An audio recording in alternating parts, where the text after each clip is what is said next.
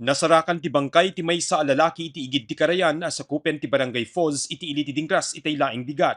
Kalpasan ti sumagmaman nga oras, kinumpirmaran ti maysa kadagiti anak ti biktima nga ama na tinasarakan na bangkay ani Loreto Manuel agtawin ti 74 ken residente ti Barangay Puttaw iti metlaing nasa unga ili.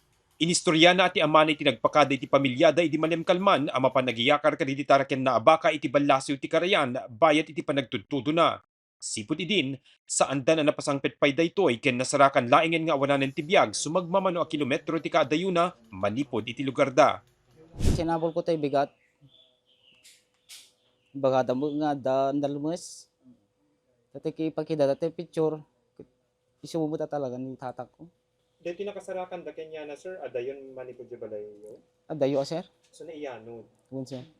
Patya ni Warren nga awan ti foul play na iti panakatay ti amana, gapot ako na nga awan met iti nakaririri na.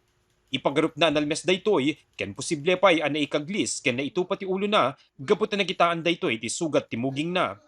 Kunapay ni Warren, pinada sa pawilan ti inada ti biktima, gapot adalem iti Karayan, ken naapres daytoy. Inayon na nga awan iti amuda sakit na, ken awan iti tumtumaren na nga agas kas iti maintenance. Di ko na sir, baga lang aro din no napisa ti karayang di ka bumalbali ko na sir. Yun, diyan mo ata.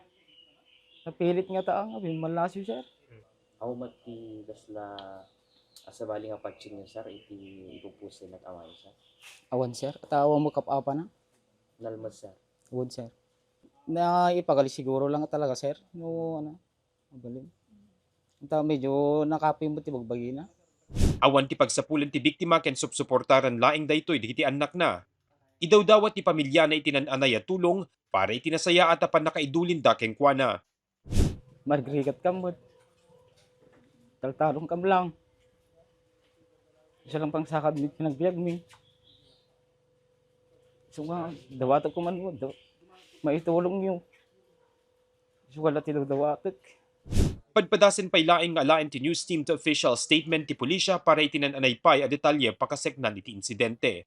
Kabayatan na nasarakanen nga grup-grup sa nabangkay ti 75 ti tawen na ni Juanito Ortega at taga Sitio Libsong ginginabang Lacob Abra.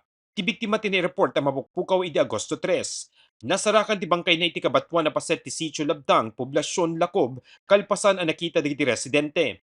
Maibasar iti pulisya, posible ang natinag ti biktima iti daraas nga addaan iti kauneg sa nga pulo aging ganat sa nga pulo ket 5 metro.